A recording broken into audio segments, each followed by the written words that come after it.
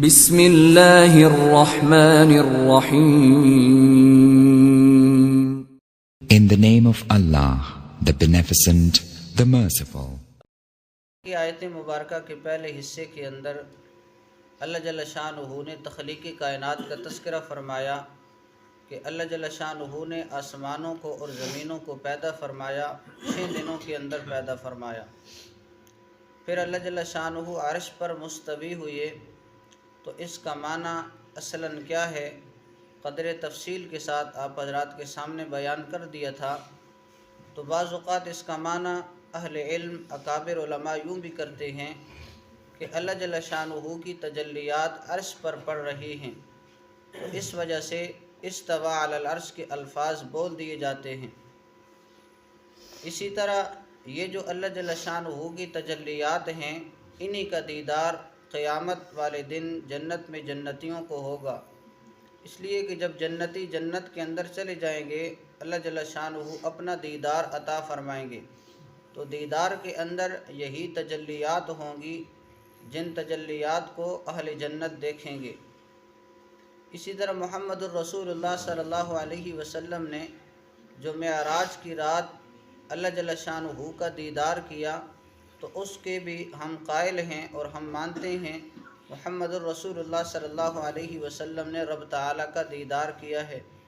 الا ان محمد قد رأى ربا، کہ بے شک محمد صلی اللہ علیہ وسلم نے اپنے پروردگار کو دیکھا ہے۔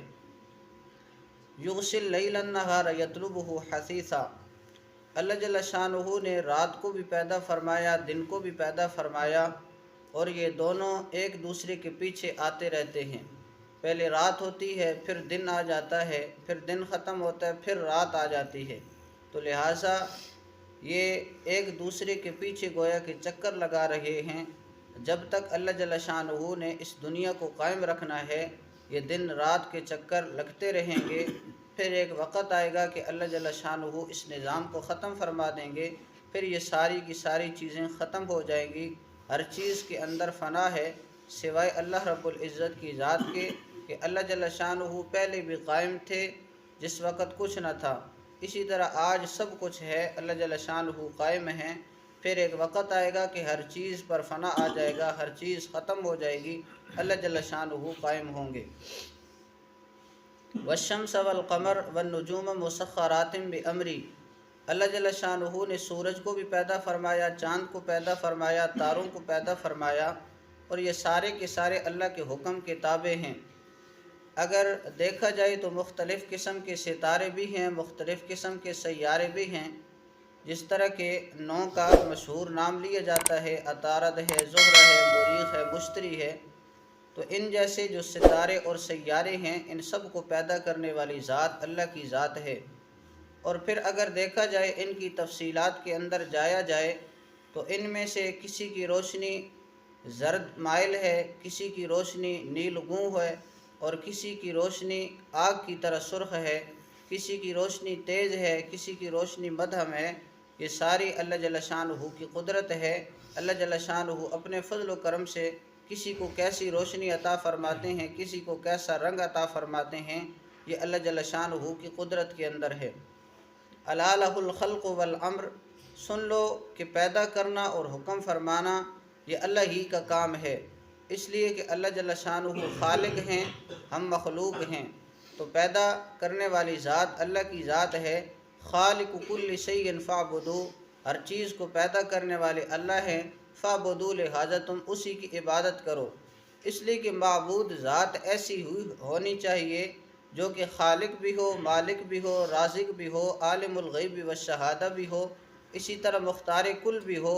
جتنی صفات کمال ہیں وہ اس ذات کے اندر، اس ہستی کے اندر پائی جانی چاہیے، تاکہ وہ بندوں کے لیے معبود بن جائے، بندے اس کی عبادت کر سکیں۔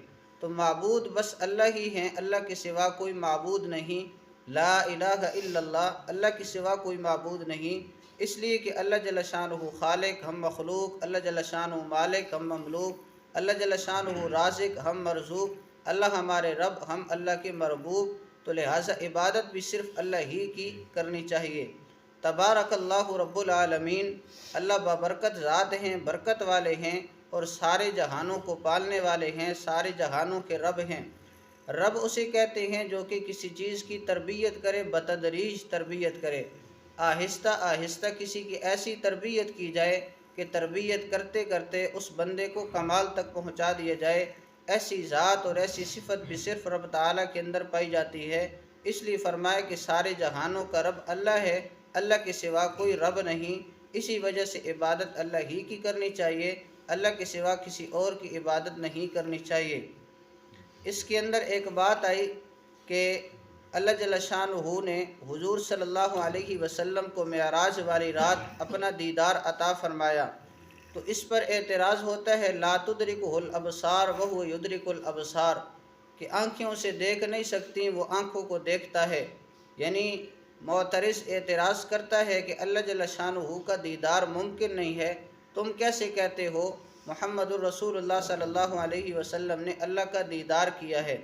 تو لہٰذا یہ بات یاد رکھیں کہ بندہ اسے کہے کہ اللہ آپ کو ہدایت دے، اللہ آپ کو جنت میں لے جائے، پھر کیا تم جنت کے اندر جا کر اللہ جل جلالہ کا دیدار کرو گے؟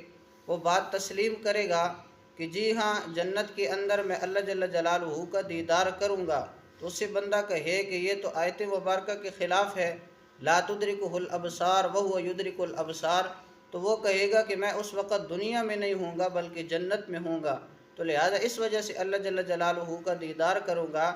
تو بندہ جواب دے کہ محمد الرسول اللہ صلی اللہ علیہ وسلم نے بھی عرش پر جا کر اللہ جل جلالہ کا دیدار کیا ہے، فرش پر رہ کر ہم دیدار کے قائل نہیں، تو لہذا بات کو سمجھنا چاہیے۔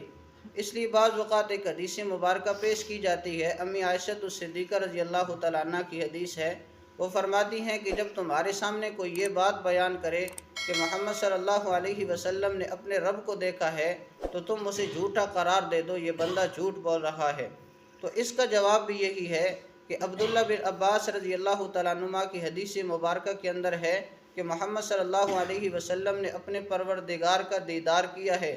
امی عائشہ رضی اللہ تعالیٰ عنہ انکار کر رہی ہیں، تو لہٰذا بات سمجھنے کے لیے ایک مثال سمجھیں۔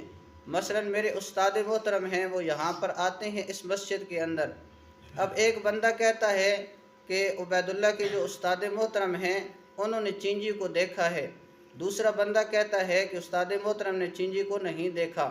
اب ہر ایک سے اگر پوچھا جائے تو وہ یہی کہے گا جو یہ کہہ رہا ہے کہ استاد محترم نے چینجی کو دیکھا ہے، اس لیے کہ وہ جامع مسجد ڈھیری والی کے اندر تشریف لائے، یہ مسجد چینجی کے اندر موجود ہے، لہذا چینجی کو دیکھا ہے۔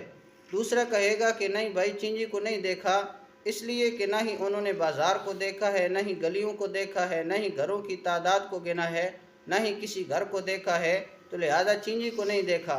پتہ یہ چلتا ہے کہ یہ دونوں بندے سچ بول رہے ہیں، لیکن ایک بندہ اجمال کو ثابت کر رہا ہے کہ اجمالاً چینجی کو دیکھا ہے، دوسرا بندہ تفصیل کا انکار کر رہا ہے کہ تفصیلاً چینجی کو نہیں دیکھا۔ اسی طرح عبداللہ ابن عباس رضی اللہ تعالیٰ عنہ کی حدیث کے اندر جو یہ بات ہے کہ محمد صلی اللہ علیہ وسلم نے اپنے پروردگار کو دیکھا ہے، تو یہ اجمالاً دیکھنے کی بات ہے۔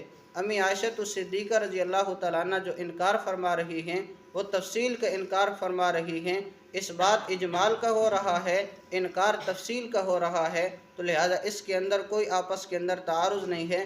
محمد الرسول اللہ صلی اللہ علیہ وسلم نے اپنے پروردگار کو دیکھا ہے۔ اللہ جل شانہ قرآنی تعلیمات سمجھ کر عمل کرنے کی توفیق عطا فرمائے۔